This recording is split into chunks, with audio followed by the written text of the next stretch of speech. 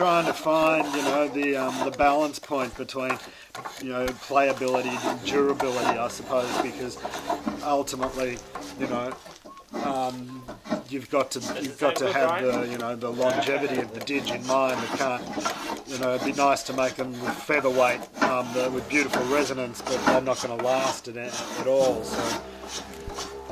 And then you've got to intricately be able to read the layers in the grain to find where you are in the wood at any particular time.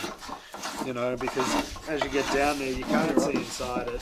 You can only go using your knowledge and intuition, and that's what I'm trying to do with each one. And then in this workshop, trying to help people to see that in the wood themselves, where, you know, they're trying to retain the flow of the tree. You know, these are quite a unique instrument because nature's fully informing the shape of the instrument. You know, every other musical instrument's made in the shape of the maker's imagination, but these are very much about what nature has provided, and it's a very different way of going about what you're doing.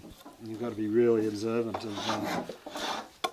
of the wood and the grains, and help nature along the way rather than change it into something that has no resemblance to its original form. This is very much about retaining as much of that original form as possible, but enhancing it along the way.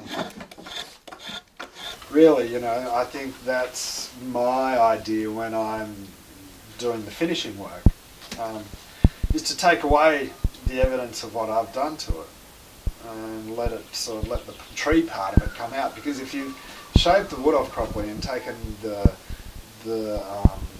walls down to follow the termite hole, to follow the tree, then it's going to have that flow that trees have. You know, there's natural lines and there's unnatural lines in the world. And, you know, sometimes I'll look at a didge that I've made and think, it just doesn't look right, you know. And eventually I find the secret in the grain and find what I'm trying to do. And when I get it right, it's like, oh, now it looks right as well. And it's the